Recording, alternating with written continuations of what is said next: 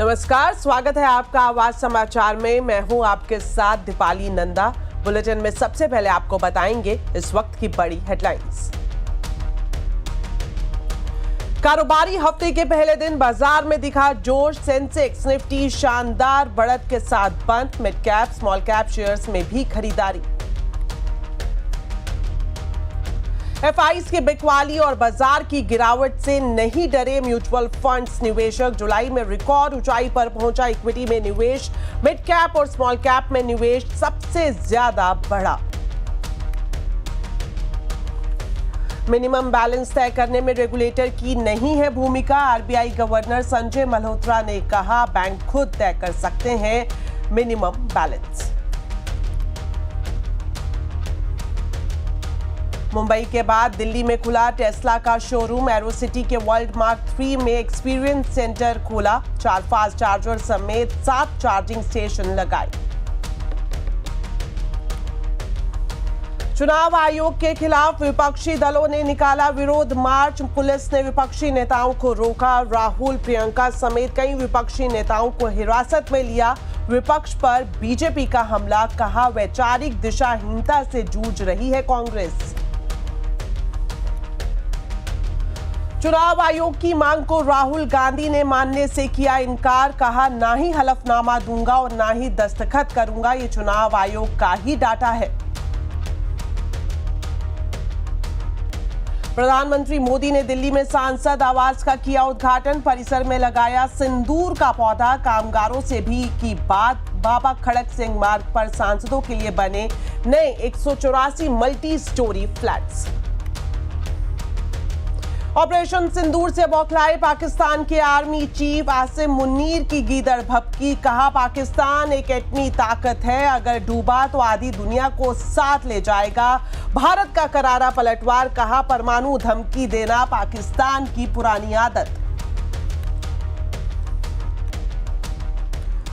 चलिए बुलेटिन की शुरुआत करेंगे एक बड़ी खबर के साथ। आईसीआईसीआई बैंक ने मिनिमम एवरेज बैलेंस की सीमा 5 गुना तक बढ़ा दी है। मेट्रो शहरों, सेमी मेट्रो शहरों और गांवों के लिए अलग अलग बदलाव किए गए हैं। आईसीआईसीआई बैंक ने क्या बदलाव किए हैं, इसकी पूरी डिटेल अब जान लेते हैं कंचन नौटियाल से। तो कंचन, बताएं क्या कुछ बदलाव किए गए हैं, खासतौर पर अगर हम मिनिमम एवरेज बैलेंस की लिमिट की बात करें तो डेफिनेटली जिस भी कस्टमर का आईसीआईसीआई बैंक में अकाउंट है उनको यहाँ पे बड़ा झटका तो लगता हुआ दिखाई दिया, बिकॉज जो मिनिमम एवरेज बैलेंस है उसकी सीमा को 1 गुना नहीं, 2 गुना नहीं, बल्कि सीधा सीधा यहाँ पे 5 गुना तक बढ़ाया गया है। यानी कि जो पहले आपको 1 गुना देना होता था उसका 5 गुना अब आपको अपने बैंक में रखना काफी ज्यादा इंपॉर्टेंट है। अब आपकी स्क्रीन में मैं वो टेबल प्रेजेंट करती हूँ जिससे आपको समझ में आएगा कि कहाँ पे कितना पैसा बढ़ाया गया है। अगर आप किसी भी मेट्रो सिटी में रहते हैं तो वहां पे जो पहले मिनिमम एवरेज बैलेंस था वो था 10,000 रुपए का, उसको बढ़ा के सीधा 50,000 कर दिया गया है। सेमी मेट्रो में ये प्राइस था पहले 5,000 का, जिसकी लिमिट बढ़ा के 25,000 कर दी गई है। भाई अगर हम रूरल एरियाज यानी कि गांव में देखें तो पहले वो लिमिट थी 2,500 रुपए की, उसको अब सीधा सीधा बढ़ा के कर दिया गया है 10,000 रुपए का। अब आपके जहन में ये सवाल आ रहा होगा कि ये डेट कहां से जो है ये लागू होता हुआ दिखाई देगा। देखिए 1 अगस्त से ये ऑलरेडी लागू हो गया है, यानी कि 1 अगस्त से लेके अब तक अगर आपने आईसीआईसीआई बैंक में अपना अकाउंट खुलवाया है तो वहां पे आपको जो मिनिमम एवरेज बैलेंस है वो इस टेबल के अकॉर्डिंगली यहाँ पे आपको रखना होगा, यानी कि पहले के गुना मुकाबले यहाँ पे आपको 5x ज्यादा जो एवरेज अमाउंट है वो देना होगा। अब अगर आप ऐसा नहीं करते हैं तो यहाँ पे आपको एक पेनल्टी जो है वो भी जाती हुई दिखाई देगी। या तो आपको 6% की पेनल्टी देनी होगी या तो आपको देने होंगे 500 रुपए पेनल्टी के उसमें, कि अगर आपने इतना मिनिमम एवरेज बैलेंस है जो नहीं रखा तो। यही नहीं बल्कि अगर आप पैसे निकालते हैं तो वहां पे भी आपको जो ट्रांजैक्शन चार्जेस हैं वो बढ़ते हुए दिखाई देंगे।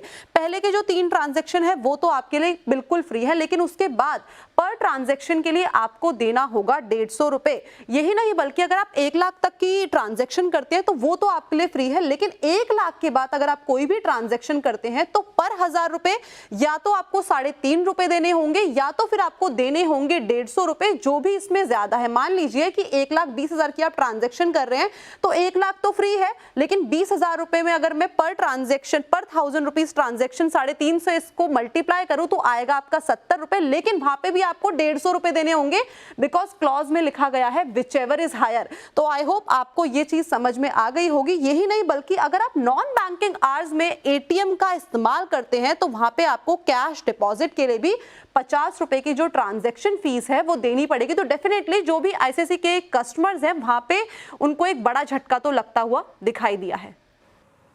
शुक्रिया कंचन इस पूरे एनालिसिस के लिए।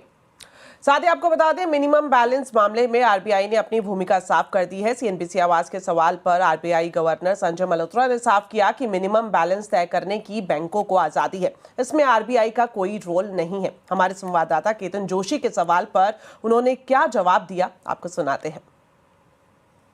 जिस तरह से आपने अभी आईसीआईसीआई आपने अभी ग्रामीण भारत को बैंक से जोड़ने की बात करी, लेकिन आईसीआईसीआई बैंक ने जो मिनिमम बैलेंस रखने की बात की है, क्या आप उसको पुनर्विचार करने के लिए बोलेंगे? देखो, ये जो मिनिमम बैलेंस की जो बात है, जो मिनिमम बैलेंस का जो आप बात कर रहे हो, वो उसके अंदर में रिजर्व बैंक ने सभी बैंकों के ऊपर में छोड़ा है कि वो किस प्रकार का मिनिमम बैलेंस वो रखना चाहते हैं। तो अब किसी बैंक ने 10,000 रखा है, किसी ने 2,000, कईयों ने माफ भी किया हुआ है, लेकिन ये रेगुलेटरी डोमेन में नहीं है।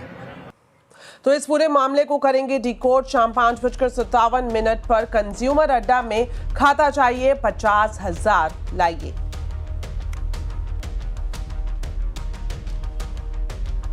अब बात करेंगे शेयर बाजार की। कारोबारी हफ्ते के पहले दिन बाजार का जोश फुल हाई रहा। सेंसेक्स निफ्टी शानदार बढ़त के साथ बंद हुए। सेंसेक्स 746 पॉइंट चढ़ा तो वहीं निफ्टी 222 पॉइंट की बढ़त के साथ बंद हुआ। वहीं mid cap small cap shares की बात करें तो इसमें खरीदारी देखने को मिली। मार्केट का पूरा अपडेट अब ले लेते हैं आशीष चतुर्वेदी से। तो आशीष, बताएं आज कैसा रहा बाजार का पूरा हाल? देखिए, शुरुआत तो आज मार्केट के एक्शन की सुस्ती के साथ हुई थी, लेकिन बकायदा डे हाई के करीबी क्लोजिंग आपको देखने को मिली है। 24,600 तक निफ्टी गया। सेंसेक्स में भी अगर आप देखें तो 740 से ज्यादा अंकों की बढ़त रही। मिड कैप और स्मॉल कैप यहां पर भी अच्छा एक्शन देखने को मिला। क्विकली समझ लेते हैं कि कौन से हैं निफ्टी के बढ़ने वाले शेयर, तो वो स्क्रीन पर लेकर आते हैं। चाहे टाटा मोटर्स है, इटर्नल, ग्रासिम और अदानी एंटरप्राइजेस, यहां पर आपको खरीदारी देखने को मिली। गिरने वाले शेयरों में बीईएल है, बजाज फाइनेंस, भारतीय एयरटेल और हीरो मोटोकॉर्प, ये कुछ ऐसे स्टॉक हैं जहां पर मामूली सी, इनफैक्ट 1% से भी कम का मूव देखने को मिला। अब Tube Investment, Supreme Industries, PB Fintech, ये आप देखें तो मिड कैप स्पेस से बजिंग रहे। और इनमें से गिरने वाले स्टॉक्स की बात की जाए तो आप oil India, conquer, pi industries जैसे जो स्टॉक्स हैं, यहां पर आपको कट देखने को मिला। लेकिन कमजोर शुरुआत के बाद बकायदा डे हाई के करीब क्लोजिंग आपको देखने को मिली। शुक्रिया इस पूरे मार्केट अपडेट के लिए आशीष। बढ़ते हैं आगे और आपको बताएं, निवेशकों का म्यूचुअल फंड्स पर भरोसा लगातार बढ़ता जा रहा है। जुलाई में एसआईपी इनफ्लो रिकॉर्ड ऊंचाई पर पहुंच गया। जुलाई में म्यूचुअल फंड्स के आंकड़े कैसे रहे, बता रहे हैं यतिन मोहता। अगर हम म्यूचुअल फंड फ्लोज की बात करें तो क्लियरली जो एसआईपी का नंबर है वो स्टैंड आउट होता हुआ नजर पड़ रहा है। इनफैक्ट लगातार चौथे महीने अब आपको दिखाई पड़ रहा है कि जुलाई का जो आंकड़ा है वो 28,000 करोड़ के पार है और कहीं ना कहीं ऑल टाइम रिकॉर्ड लेवल्स पे आपको होता हुआ नजर पड़ रहा है। 28,464 करोड़ रुपए की जो रिकॉर्ड कलेक्शंस हुई हैं एसआईपीज में, ये दर्शाता है कि दर्शकों को और जो ओवरऑल निवेशक कम्युनिटी है, इसको मार्केट पे अभी भी भरोसा है। बहुत वॉलेटाइल टाइम्स हैं, ट्रंप साहब के टेंट्रम्स तो हैं, जियोपॉलिटिकल लेवल पे भी काफ़ी सारी चीज़ें चेंज हो रही हैं और इस माहौल के बावजूद आप देख रहे हैं किस तरीके से बार ऊपर आ रहा है। 25, 26, 27,000 से अब सीधा 28,464 करोड़ रुपए के आसपास आपको एसआईपी कंट्रीब्यूशन आता हुआ नजर पड़ रहा है। और अगर हम ओवरऑल बेसिस पे देखें तो जुलाई में नेट इक्विटी इनफ्लो लगभग 23,000 करोड़ 500 से बढ़ के लगभग 42,600 करोड़ रुपए के पार चला गया है। तो यहाँ भी आप मंथ ऑन मंथ बेसिस पे काफ़ी शानदार ग्रोथ देख रहे हैं। बेस छोटा है लेकिन हाँ 81% का मंथ ऑन मंथ ग्रोथ आपको आता हुआ नजर पड़ेगा। एयूएम भी मोमेंटम में है। लार्ज कैप इनफ्लोज भी लगभग 500 करोड़ बढ़ के 2125 करोड़ के आसपास हुए हैं। मिड और स्मॉल कैप हाईलाइट रहेंगे क्योंकि दर 2-3 महीनों में हम देख रहे हैं कि जो एलोकेशन है स्मॉल और मिड कैप फंड्स में ये बढ़ रहा है बहुत हेल्दी तरीके से। मिड कैप फंड का जो अब का इनफ्लो आंकड़ा है वो लगभग 5200 करोड़ के आसपास का है और जो स्मॉल कैप फंड है यहाँ जो है कहीं ना कहीं मोमेंटम और बढ़ रहा है। 6484 करोड़ यानी 6500 करोड़ रुपए के आसपास यहाँ एलोकेशन होता हुआ नजर पड़ रहा है। लिक्विड फंड की बात करें, क्रेडिट रिस्क फंड की बात करें, तो ELSS की बात करें तो ऑब्वियसली ये फाइनेंशियल प्रोडक्ट्स जनरली Q4 में चलते हैं, Q1 में ये डेटा का कोई मतलब नहीं है। लेकिन हाँ, ओवरऑल ETF इनफ्लो हो चाहे NFOs हो, सब जगह हमने देखा है कि काफ़ी अच्छी तरीके से रिटेल निवेशकों का और छोटे निवेशकों का पार्टिसिपेशन हो रहा है। मुंबई के बाद अब टेस्ला ने दिल्ली में भी एंट्री कर ली है। एरोसिटी के वर्ल्ड मार्क 3 में टेस्ला ने अपना एक्सपीरियंस सेंटर की शुरुआत की है। टेस्ला ने 4 फास्ट चार्जर समेत 7 चार्जिंग स्टेशन भी लगाए हैं। तो दिल्ली में कैसा है टेस्ला का एक्सपीरियंस सेंटर, इसका जायजा लिया संवाददाता रोहन सिंह ने। भारत का दूसरा और दिल्ली NCR का पहला टेस्ला एक्सपीरियंस सेंटर आज से शुरू हो चुका है। यहाँ पे एरोसिटी के वर्ल्ड मार्क 3 में आज से इसकी शुरुआत हो चुकी है। ये एक्सपीरियंस सेंटर बनाया गया है जहाँ लोग आके टेस्ला की गाड़ियों को फर्स्ट हैंड एक्सपीरियंस ले सकेंगे, यहाँ से बुकिंग करा सकेंगे और पूरा जो एक्सपीरियंस है टेस्ला का वो यहाँ पे देने की कोशिश की गई है। कुल मिला के 8200 स्क्वायर फीट का एरिया लीज पे लिया गया है, 9 साल के लीज रेंटल पे से लिया गया है और इससे जो एक प्रीमियम कस्टमर है उसको एक्सेस कर सकेगा टेस्ला। यहाँ पे एयरपोर्ट की कनेक्टिविटी पास में है, साथ ही साउथ दिल्ली का ये एरिया काफी समय से टेस्ला सर्च कर रही थी इस प्रॉपर्टी की, जो कि साउथ दिल्ली में खासतौर पे जो एक्सेस मिल सके, तो ये इसकी शुरुआत हो चुकी है। फिलहाल मॉडल Y यहाँ पे डिस्प्ले पे है। फिलहाल टेस्ला ने मॉडल Y को ही बेचने का जो है फैसला किया है। आने वाले दिनों में हो सकता है बाकी जो उसके मॉडल्स हैं वो आए, लेकिन फिलहाल जो है ये पहला दिन है और यहाँ पर जो है लोग धीरे धीरे आना शुरू हो रहे हैं। 2 वेरिएंट में ये उपलब्ध है और साथ ही 7 कलर ऑप्शंस आपको यहाँ पे मिलेंगे। जो खास चीज आप नोटिस करेंगे सबसे पहले वो है इसका बहुत ही क्लीन डिजाइन। अगर आप देखें connected light bars both front में रियर में आपको इसको काफी डिस्टिंक्ट बनाते हैं। साथ ही इसका एरोडायनेमिक डिजाइन जो है वो इसकी एफिशिएंसी को बढ़ाता है और साथ ही इसकी बात करें, अगर इसके ग्लासेस की बात करें, लैमिनेटेड एकॉस्टिक ग्लास है जो केबिन एक्सपीरियंस है वो काफी ज्यादा क्वाइट करता है। यानी कि जब आप कम्यूट कर रहे होते हैं तो आप बहुत ही शांति से बिना किसी डिस्टरबेंस के इसमें कम्यूट कर सकते हैं। मॉडल Y के बेस वेरिएंट की रेंज है 500 किलोमीटर, जबकि जो अपर वेरिएंट है लॉन्ग रेंज वेरिएंट है उसकी रेंज है 622 किलोमीटर। साथ ही 5.6 सेकेंड में ये 100 किलोमीटर की स्पीड को पा सकता है। और साथ ही अगर कीमत की बात करें, बेस वेरिएंट की कीमत रखी गई है 69.89 लाख, जबकि जो अपर वेरिएंट है उसकी कीमत 67.89 लाख से शुरू होती है। आने वाले दिनों में टेस्ला ने घोषणा की है कि वो दिल्ली में अपने सर्विस सेंटर्स की जो है वो संख्या बढ़ाएगा, चार्जिंग स्टेशंस की संख्या बढ़ाएगा, साथ ही रिमोट डायग्नोस्टिक का जो कॉन्सेप्ट है वो लेके आएगी। मोबाइल सर्विसेज जो है वो यहाँ पे आने वाली है आने वाले दिनों में। तो बहुत कुछ है टेस्ला की तरफ से भारत में आने वाले दिनों में और जो पहली डिलीवरी है वो सितंबर में होने की उम्मीद है। रोहन सिंह, दिल्ली। चलिए अब आपको दिखाते हैं बड़ी राजनीतिक खबरें। वोटर वेरिफिकेशन और चुनाव में वोट चोरी के आरोपों पर विपक्षी दलों के करीब 300 सांसदों ने आज संसद से चुनाव आयोग के ऑफिस तक मार्च निकाला। इस दौरान राहुल गांधी, प्रियंका गांधी, अखिलेश यादव समेत कई विपक्षी सांसदों को हिरासत में लिया गया। इसके बाद पुलिस उन्हें पुलिस स्टेशन भी ले गई। प्रदर्शन के दौरान टीएमसी सांसद मिताली बाग की तबीयत अचानक बिगड़ गई और वो बेहोश हो गई। राहुल गांधी और अन्य सांसदों ने उनकी मदद की। इससे पहले संसद के दोनों सदनों में भी इस मुद्दे पर भारी हंगामा देखने को मिला। विपक्षी दलों का मार्च संसद के मकर द्वार से शुरू हुआ। सांसदों के हाथों में वोट बचाओ के बैनर थे। हालांकि दिल्ली पुलिस का यह कहना है कि इंडिया गठबंधन ने मार्च के लिए कोई अनुमति नहीं मांगी है, इसलिए चुनाव आयोग पहुंचने से पहले ही मार्च को परिवहन भवन के पास बैरिकेडिंग लगाकर रोक दिया गया। बाद में अखिलेश यादव ने बैरिकेडिंग फांद कर आगे बढ़ने की कोशिश की और जब सांसदों को आगे नहीं जाने दिया गया तो वो जमीन पर ही बैठ गए। प्रियंका गांधी, डिंपल यादव समेत कई सांसद वोट चोर, गद्दी छोड़ के नारे लगाते हुए भी दिखाई दिए। पुलिस ने प्रदर्शन कर रहे इन सांसदों को हिरासत में ले लिया। विपक्षी सांसदों ने चुनाव आयोग और सरकार पर निशाना साधा।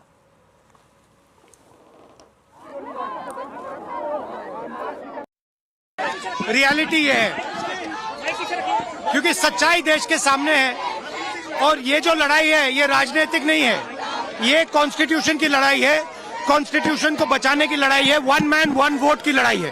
इसीलिए हमें साफ प्योर वोटर लिस्ट चाहिए। तो हमने शपथ पत्र दिए 18,000 वोट का। हमारा निवेदन है चुनाव आयोग से, सरकार से कि एक डीएम को सस्पेंड कर दीजिए जिसने बाई इलेक्शन बेईमानी की है। हमने 18,000 वोट डिलेटेड वाले दिए हैं। पूरे बाई इलेक्शन में जो लूट हुई है उसकी जानकारी दी है। जहां जहां बाई इलेक्शन हुए थे उन तमाम जिलाधिकारियों को टर्मिनेट कर दे सरकार।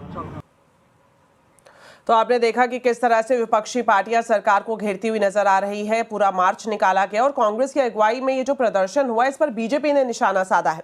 बीजेपी ने कहा कि कांग्रेस वैचारिक दिशाहीनता और दुविधा से जूझ रही है।